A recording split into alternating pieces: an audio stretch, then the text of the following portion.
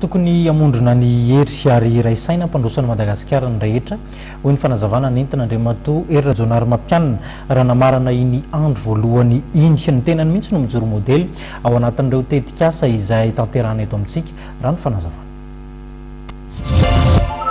Ny famotinana ny resaka nataon'ny filoha Hery Rajaonarimampianina tamin'ny mpanao gazety taorian'ny fivorianan'ny andro voalohany francophonie toe-karena sy nomerika ka nambarany fa amin'izao fotoana izao dia nametraka paikady Madagasikara mba hantsitrapo ny iasan'ny rehetra ho amin'ny fampandrosoana ary ny filoha mihitsy no mitarika ireo tetikasa rehetra any Madagasikara izay tonga dia misy fiantraika mivantana amin'ny vahoaka.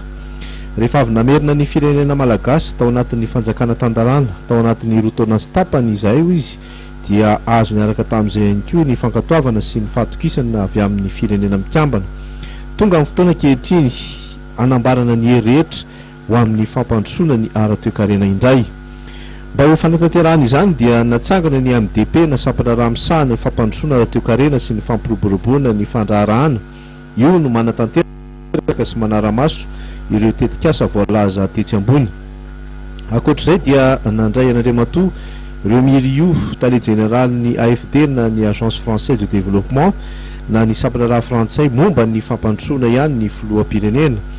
Voninanoana ny AMDP ny Agence Française de Développement fanorisana ihany koa ny anoanana ny fiofanana arak'asa aty Madagasikara. Isy ny fitsidihan'ny solitena ny AFD miaraka amin'ny AMDP aoriana kely ao eto amintsika.